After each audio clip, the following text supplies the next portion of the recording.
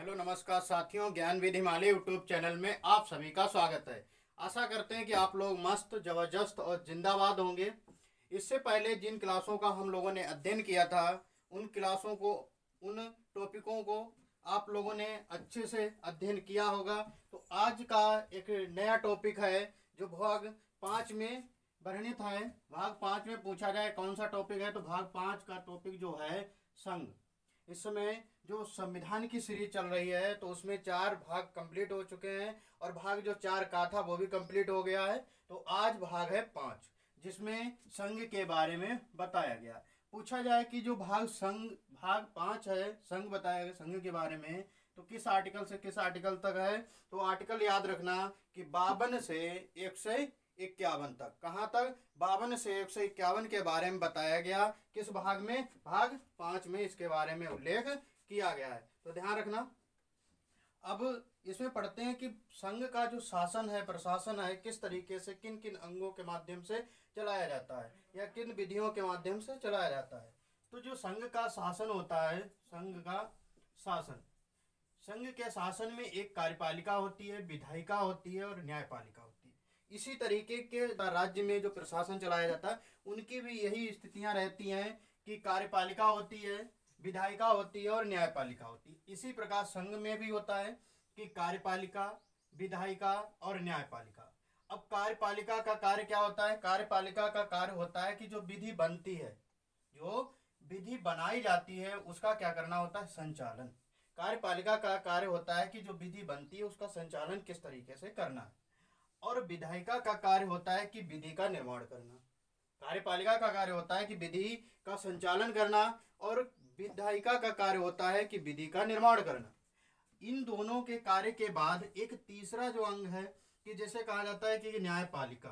अब न्यायपालिका में बताया गया कि जब विधि का उल्लंघन होता है, एक विधि का निर्माण करता है, एक विधि का संचालन करता है, और तीसरा होता है कि जो विधि का अगर किसी द्वारा उल्लंघन किया जाता है, किसी व्यक्ति द्वारा, किसी पदाधिकारी द्वारा अगर विधि का उल्लंघन होता है तो उसके लिए न्यायपालिका की व्यवस्था की गई है जिसके माध्यम से न्याय दिलाया जाता है।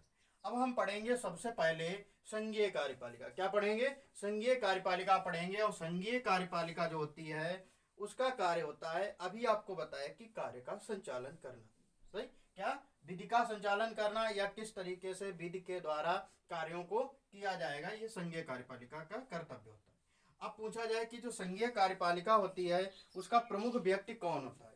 संघीय कार्यपालिका होती है तो उसका जो प्रमुख व्यक्ति होता है तो उसको क्या कहा जाता है? राष्ट्रपति कहा जाता है। क्या? राष्ट्रपति कहा जाता है। पूछा जाए कि राष्ट्रपति किस आर्टिकल में है, तो आर्टिकल 52 याद रखना, जिसमें राष्ट्रपति के बारे में उल्लेख किया गया है। पूछा जाए कि देश का प्रथम नागरिक कौन होता है, देश का प्रथम नागरिक कौन होता है, तो इसका सही आंसर होगा राष्ट्रपति। तो देश का प्रथम नागरिक होता है राष्ट्रपति। पूछा जाए संघीय कार्यपालिका की जो शक्तियां किस में निहित होती हैं, तो राष्ट्रपति में निहित होती हैं। पूछा जाए तीनों सेनाओं के जो प्रमुख होते हैं तो कौन होते हैं? राष्ट्रपति होते हैं। तो यहाँ तक बात समझाई, यहाँ तक बात समझाई कि प्रदेश का प्रथम नागरिक कौन होता है? राष्ट्रपति होता है। संघीय कार्यपालिका जो होती है उसकी सभी शक्तियां किसके हाथ में होती हैं? तो राष्ट्रपति के, और तीनों सेनाओं के जो प्रमुख होते हैं वह राष्ट्रपति होते हैं। अगला पॉइंट है कि अगर आपसे पूछा जाए कि राष्ट्रपति की योग्यताएं किस आर्टिकल में और योग्यताएं हैं तो कौन कौन सी योग्यताएं हैं, तो राष्ट्रपति की जो योग्यताएं हैं अनुच्छेद 58 में बताई गई हैं। तो ध्यान रखना कि राष्ट्रपति की जो योग्यताएं हैं किस अनुच्छेद में है, तो अनुच्छेद 58 में है। किसमें? 58 में। अब पूछा जाए कि योग्यताएं होनी कौन कौन सी चाहिए, तो पहली योग्यता होती है कि वह भारत का नागरिक होना चाहिए। जो राष्ट्रपति बनना चाह रहे हैं तो भाई क्या होना चाहिए? भारत के नागरिक होने चाहिए। और दूसरा पॉइंट ये है कि 35 वर्ष की जो उम्र है उसको पूर्ण कर चुके हो। क्या? 35 वर्ष की जो उम्र है उसको क्या कर चुके हो? पूर्ण कर चुके हो। अगला पॉइंट है कि लोकसभा का सदस्य निर्वाचित होने की योग्यता रखते हो। जो लोकसभा के सदस्य होते हैं जो उनकी योग्यता होती है वह योग्यता इनकी भी होनी चाहिए, तब राष्ट्रपति के उम्मीदवार के रूप में चुनाव लड़ सकते हैं और बन सकते हैं। अगला है कि राष्ट्रपति उम्मीदवार के लिए 50 मतदाताओं द्वारा और 50 मतदाताओं द्वारा अनुमोदित होना चाहिए। पहले क्या था, इनकी जो संख्या थी वो 50 नहीं थी, पहले जो संख्या थी वो 50 नहीं थी, तो 1957 में 10 प्रस्तावित और 10 अनुमोदित मतदाताओं द्वारा होना चाहिए था। लेकिन अब क्या है वर्तमान में, तो वर्तमान में जो प्रस्तावित हैं वो कितने हैं, 50 हैं, और अनुमोदित कितने हैं, तो वो भी 50।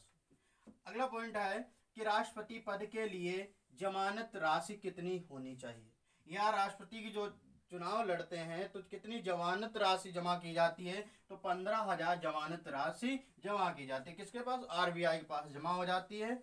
और पहले ये राशि कितनी जमा होती थी, पहले ये राशि कितनी जमा होती थी, तो 2500 रुपये पहले यह राशि जमा होती थी। कब, किससे पहले, 1997 से पहले जो जमानत राशि थी वो 2500 रुपये थी।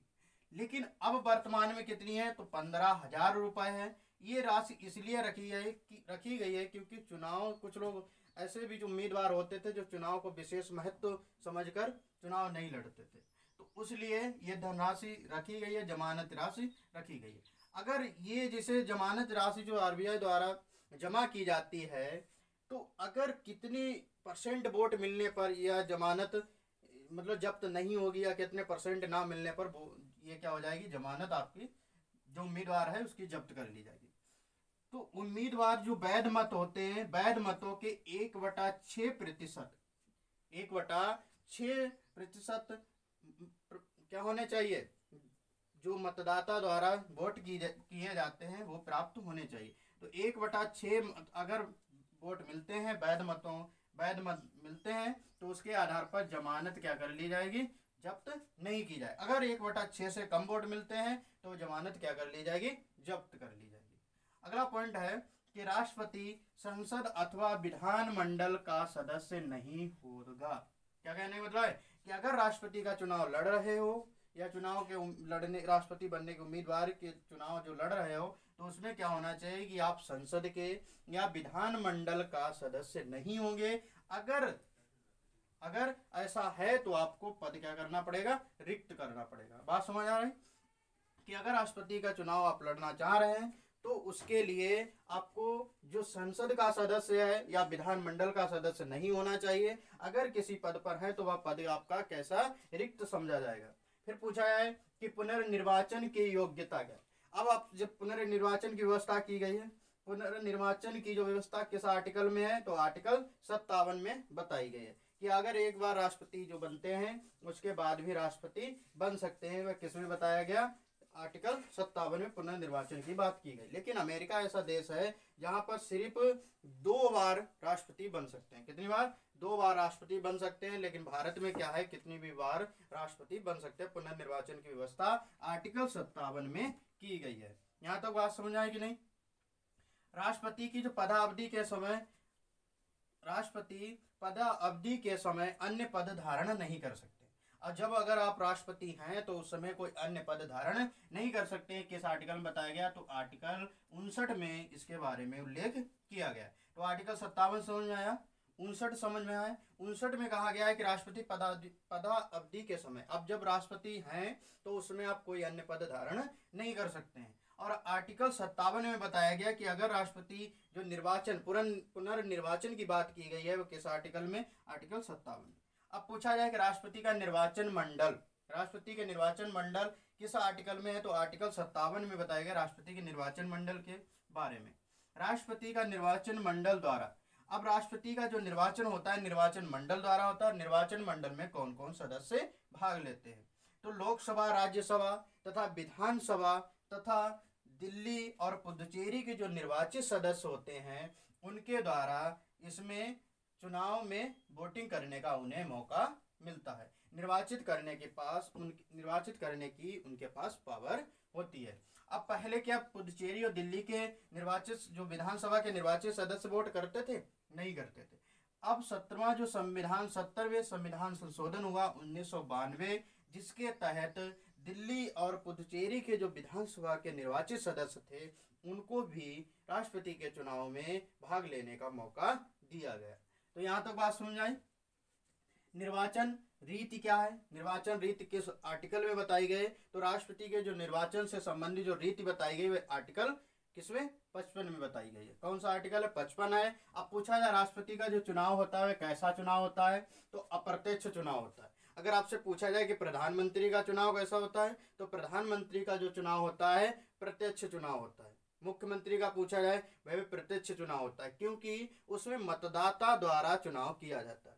लेकिन अप्रत्यक्ष चुनाव वह होता है जिन मतदाताओं द्वारा जो चुना जाता है, मतदाताओं द्वारा जो व्यक्ति चुने जाते हैं, जो पदाधिकारी चुने जाते हैं, वह वोट अन्य व्यक्ति को चुनने में करते हैं, तो वह अप्रत्यक्ष चुनाव होता है। अप्रत्यक्ष चुनाव में मतदाता वोट नहीं करता है, मतदाता जिनको चुनता है वह दूसरे को चुनते हैं, उसे अप्रत्यक्ष चुनाव कहते हैं। अब अगले पूछे जाए कि राष्ट्रपति का जो निर्वाचन होता है, निर्वाचन रीति है, तो उसमें पद्धति कौन सी अपनाई जाती है, तो अनुपातिक प्रतिनिधित्व पद्धति अपनाई जाती है। कौन सी? अनुपातिक प्रतिनिधित्व पद्धति अपनाई जाती है।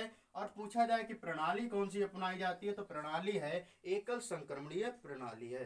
एकल संक्रमणीय प्रणाली। अब एकल संक्रमणीय प्रणाली क्या होती है? एकल संक्रमणीय प्रणाली वह होती है कि जिसके जैसे कुछ उम्मीदवार राष्ट्रपति चुनाव के लिए खड़े हुए हैं, कुछ उम्मीदवार जो चुनाव के लिए खड़े हुए हैं उनमें एक रैंक बनती है, जिसको आप ज़्यादा पसंद करते हैं वो रैंक के आधार पर उनका निर्वाचन होता है। लेकिन बाकी प्रधानमंत्री मुख्यमंत्री के चुनाव में सीधे एक वोट डालने का मौका मिलता है।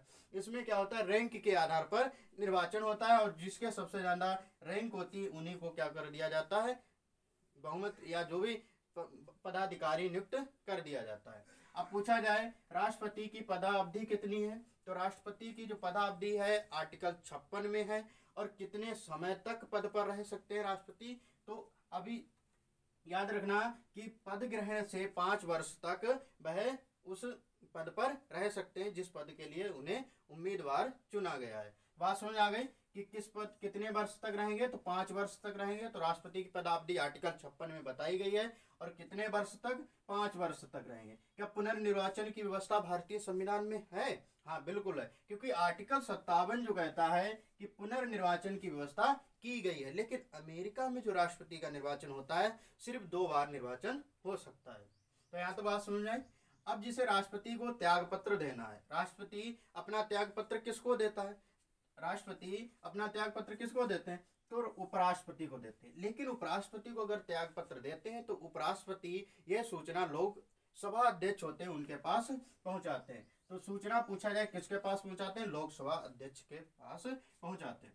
अब संविधान का अगर राष्ट्रपति को हटाना है, राष्ट्रपति को हटाने की व्यवस्था क्या संविधान में की गई? बिल्कुल की गई है। जिसे राष्ट्रपति द्वारा क्या किया जाए? संविधान का अतिक्रमण किया जाए, संविधान की विधियों का उल्लंघन किया जाए, तो आर्टिकल जो 61 है महाभियोग प्रक्रिया है, उसमें इस बात का उल्लेख किया गया है कि राष्ट्रपति द्वारा अगर संविधान की विधि या संविधान का अतिक्रमण किया जाता है तो आर्टिकल 61 के तहत महाभियोग प्रक्रिया के द्वारा राष्ट्रपति को हटाया जा सकता है। क्या महाभियोग प्रक्रिया लगाई जाती है तो क्या राष्ट्रपति को नहीं पता होता है? राष्ट्रपति को इस प्रकार की जब प्रक्रिया अपनाई जाती है तो 14 दिन पहले सूचना दी जाती है कि जो महाभियोग प्रक्रिया लगाई गई वो सत्य है नहीं। अपनी आप क्या सफाई देना चाहते हैं, अपने क्या बारे में बताना चाहते हैं, तो आर्टिकल 61 में बताया गया। अब पूछा जाए आर्टिकल 56 के 1 में क्या है? 56 के 1 में बताया गया है कि जब तक उत्तराधिकारी, जैसे राष्ट्रपति अपने पद पर हैं और उनका समय समाप्त हो चुका है और जब तक वे पद से इस्तीफा नहीं देंगे, हटेंगे नहीं, जब तक उनका उत्तराधिकारी पद ग्रहण नहीं कर लेंगे, अगले जो राष्ट्रपति होंगे वो पद ग्रहण नहीं कर लेते हैं, तब तक राष्ट्रपति अपने पद से इस्तीफा नहीं देंगे या नहीं हटाए जाएंगे। राष्ट्रपति की रिक्तता की पूर्ति किस अनुच्छेद में है? तो अनुच्छेद 62 में है। इसमें क्या बताया गया कि जैसे राष्ट्रपति का चुनाव होना है, राष्ट्रपति का जैसे पद खाली है और उसका चुनाव होना है, तो जो संबंधी जो विधि होगी, संबंधी जो प्रावधान होंगे वह क्या कहला जाते हैं? राष्ट्रपति पद की रिक्तता की पूर्ति संबंधित बात कहलाई जाती है। तो राष्ट्रपति बात समझ आएगी। रिक्तता क्या होती है? राष्ट्रपति के पद की रिक्तता को भरने के लिए कराए जाने वाले चुनाव और उसकी पदावधि संबंधी जो प्रावधान होते हैं वह रिक्तता कहलाते हैं। राष्ट्रपति की मृत्यु, त्याग पत्र, महाभियोग द्वारा पद रिक्त हो तो 6 माह के अंदर उस पद को भरा जाना चाहिए। समझ आई बात कि राष्ट्रपति की क्या हो गया? अचानक में मृत्यु हो गई या महाभियोग प्रक्रिया द्वारा राष्ट्रपति के पद से समाप्त कर दिया गया, या उन्होंने क्या कर दिया, त्याग पत्र दे दिया। तो ऐसी अगर कभी प्रक्रिया होती है तो 6 माह के अंदर उस पद को भरा जाना चाहिए। तो ये बात भी राष्ट्रपति पद की रिक्तता की पूर्ति के बारे में बताई गई है।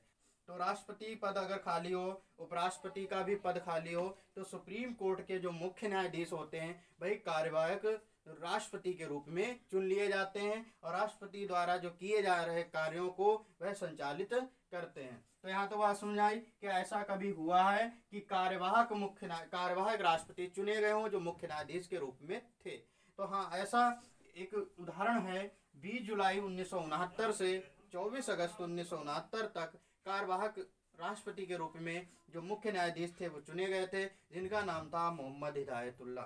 मोहम्मद हिदायतुल्लाह ऐसे मुख्य न्यायाधीश थे जो कार्यवाहक राष्ट्रपति के रूप में रहे थे। एक आप लोगों के लिए कमेंट बॉक्स में एक आंसर देना है, जिसका आप लोग कमेंट बॉक्स में आंसर देना। तो क्वेश्चन ये है कि पद जिसे अभी हम पढ़ा रहे थे, राष्ट्रपति पद की रिक्तता के बारे में बता रहे थे, अचानक में क्या हुआ कि किसी राष्ट्रपति की मृत्यु हो गई, त्याग पत्र दे दिया या महाभियोग प्रक्रिया द्वारा उन्हें हटा दिया गया, कि जो नया 6 माह के भीतर जो राष्ट्रपति चुने जाएंगे वह अपने पद पर कितने समय तक रहेंगे। तो आज की क्लास आपको अच्छी लगी होगी कि आप लोग क्या करें, चैनल को सब्सक्राइब करें और शेयर करें, कमेंट करें। धन्यवाद।